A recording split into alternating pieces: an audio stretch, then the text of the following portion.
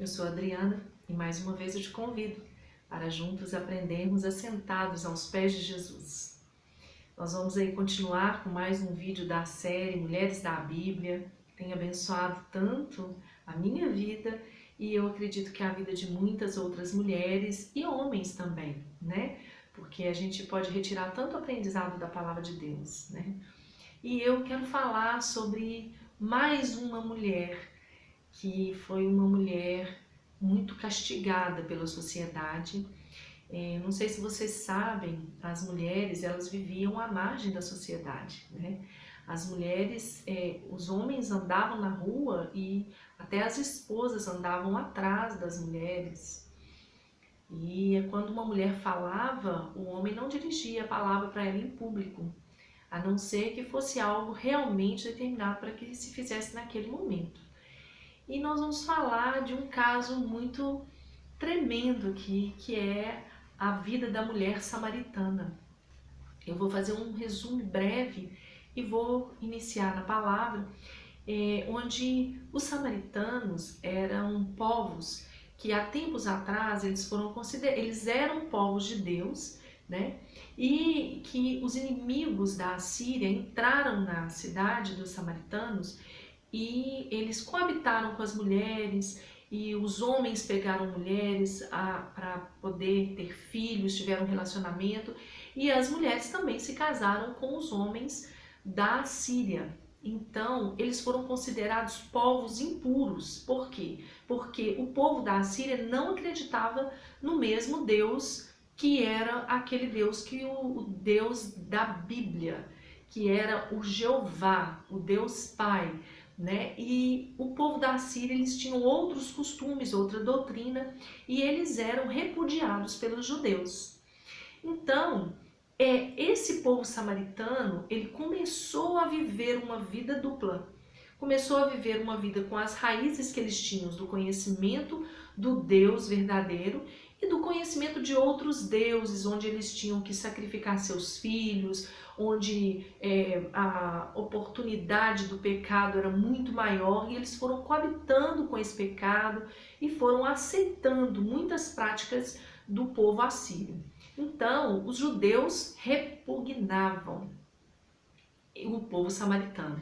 Só que aqui em João 4, a partir do versículo 3, Jesus estava passando por Galileia, ele tinha que chegar a Galileia, só que para ele chegar a Galileia, ele procurou o caminho de Samaria. Naquela época, as pessoas faziam o que fosse possível, andavam mais distante para não passar por Samaria.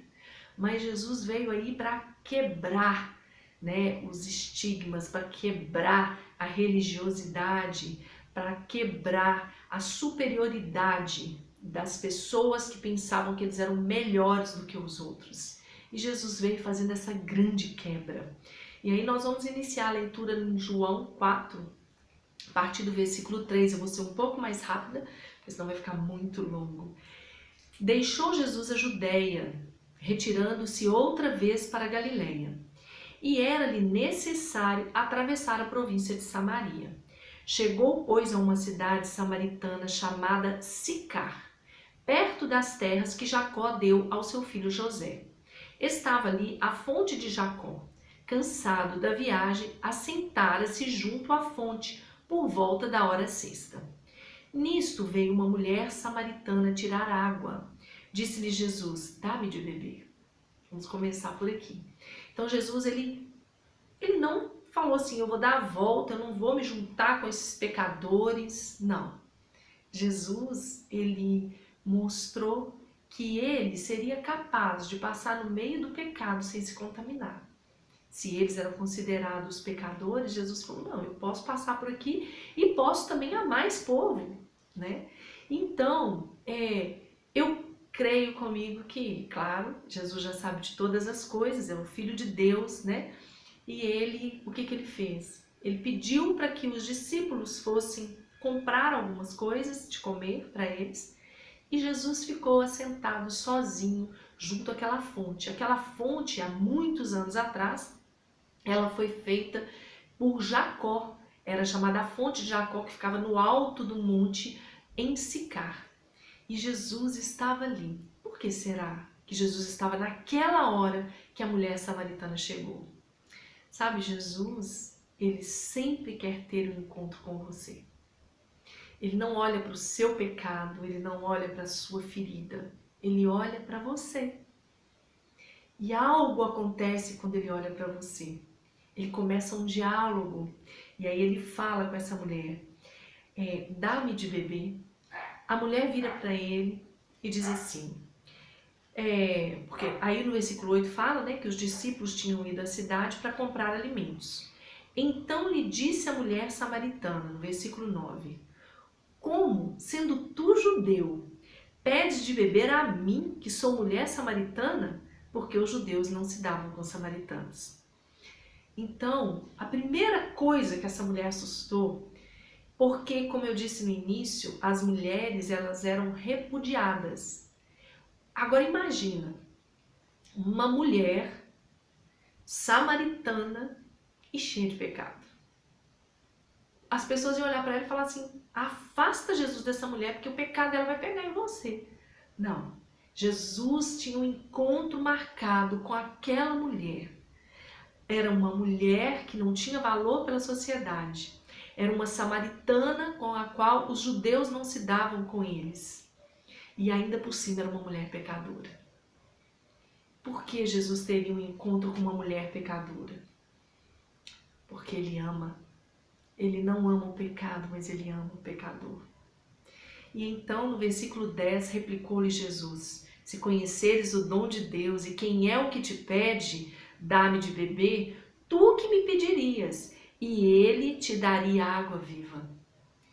Respondeu-lhe ela, Senhor, tu tens como atirar?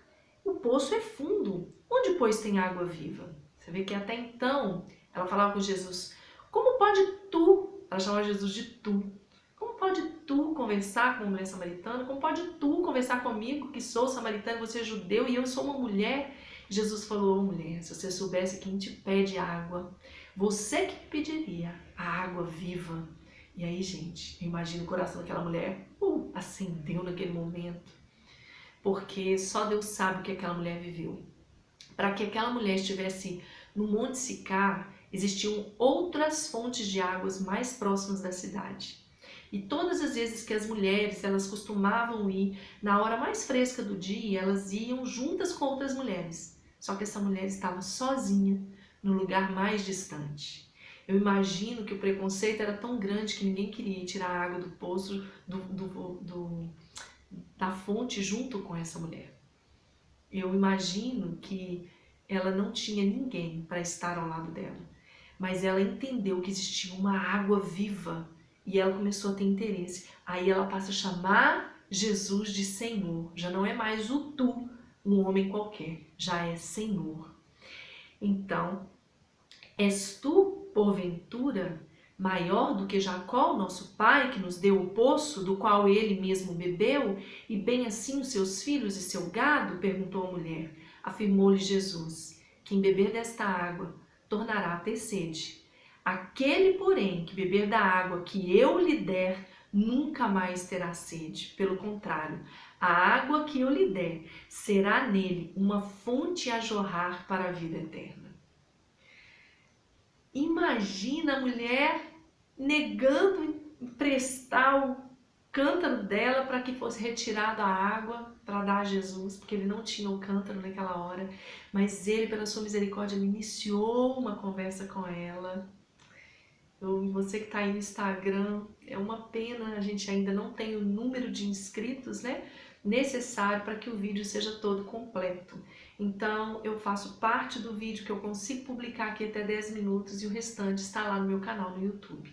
Mas, sendo a vontade de Deus, em breve, quem sabe, né, nós estaremos aqui colocando todo o vídeo para ficar mais fácil para você.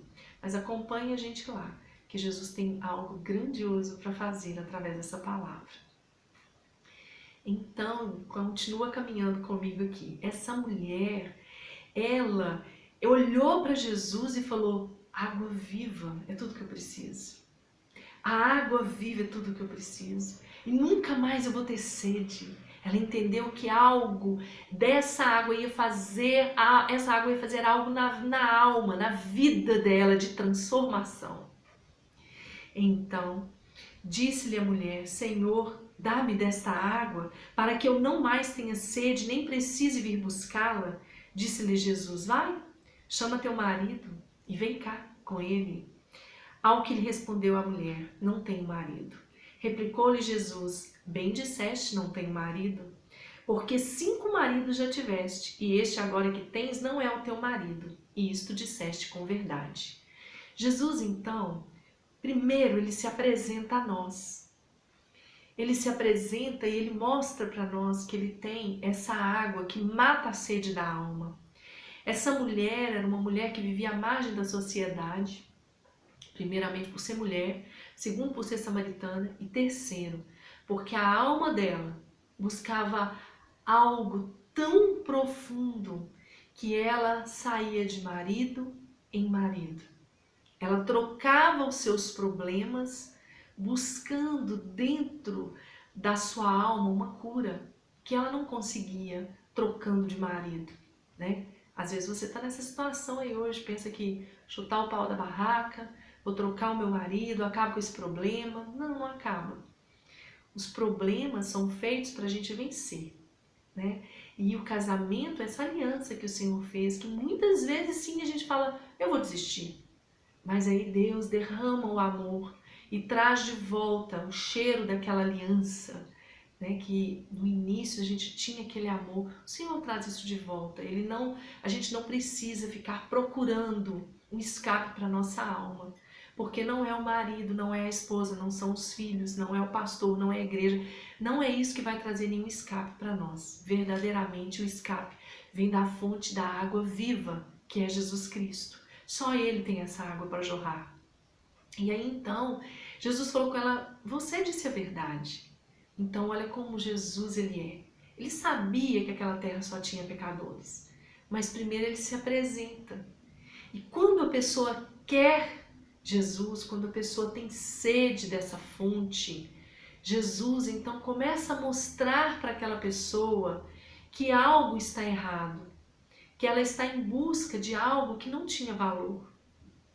E aí Jesus começa a revelar. Jesus não fica apontando os seus defeitos, ele te revela para que você mesmo tenha essa consciência de que precisa ter uma transformação, de que precisa haver uma mudança. E olha o que Jesus fala.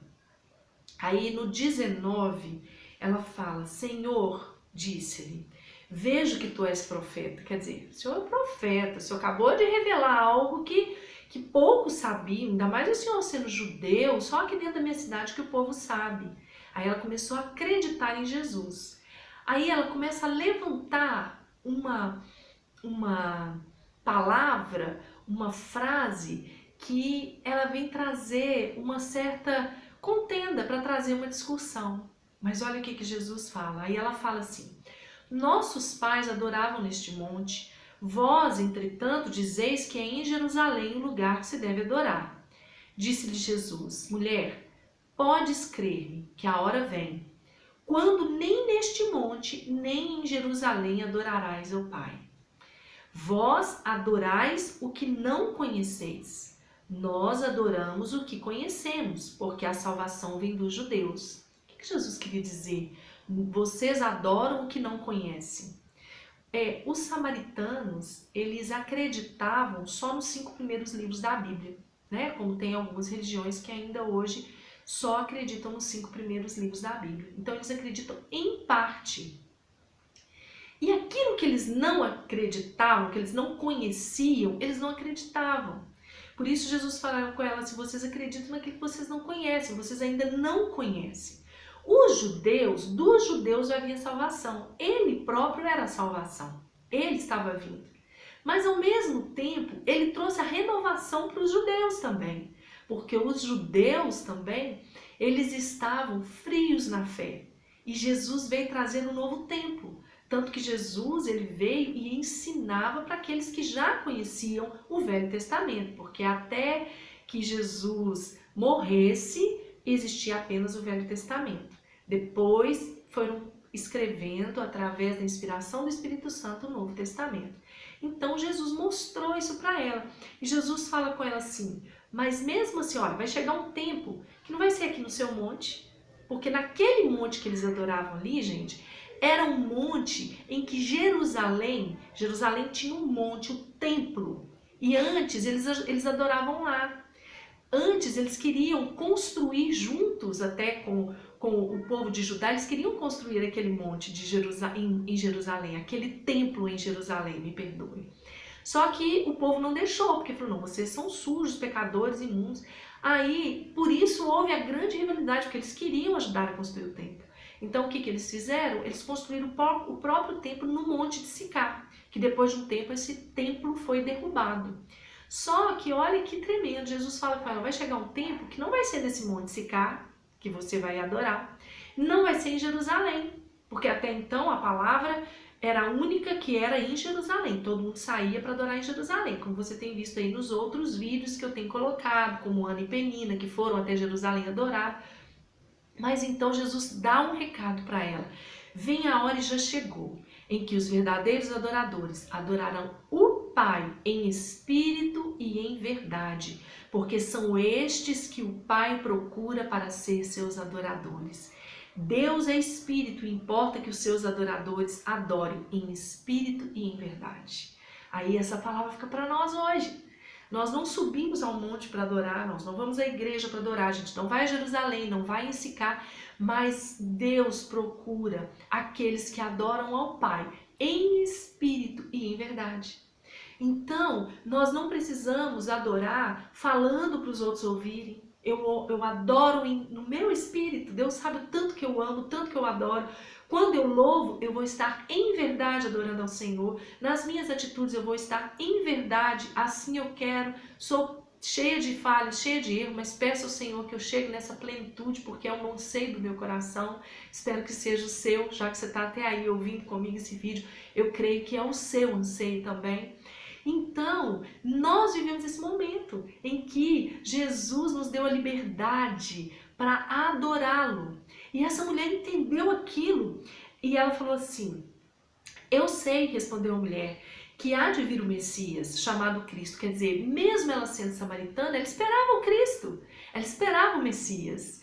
E quando ele vier, ele nos anunciará as coisas novas. Disse-lhe Jesus, eu sou quem fala contigo. Gente, imagina o queixo dessa mulher caiu. Porque naquele momento ela falou, eu sei que vai vir o Messias. Jesus falou, eu sou ele. Sou eu que falo aqui agora com você. E Jesus hoje, ele fala conosco através da sua palavra. Ele vem até nós. Quando nós temos sede, ele está sempre ali se apresentando para nós. Quando você tem sede, é um momento que ele se revela a você. E ele começa um diálogo com você, ele quer que você abra o coração para ele, você entende? Então, Jesus, ele é a essência da nossa vida. E ele quer que isso aconteça conosco. Ele quer que nós entendamos que hoje, através da palavra, ele chega até nós. E ele tem essa fonte que jorra a água, que nos leva à vida eterna. Só Jesus tem essa água maravilhosa, que eu sou sedenta por ela. E então, a mulher, no 27, neste ponto, nesse momento, chegaram seus discípulos e se admiraram de que estivessem ele falando com uma mulher. Todavia, ninguém lhe disse nada. Que perguntas, ou por que falas com ela? Aí eles perguntaram.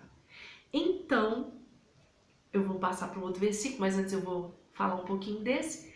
Imagina os discípulos chegaram e olha o mestre deles, falarem com uma samaritana e com uma mulher. Como pode nosso mestre, um homem de autoridade, estar ali falando com uma mulher e samaritana?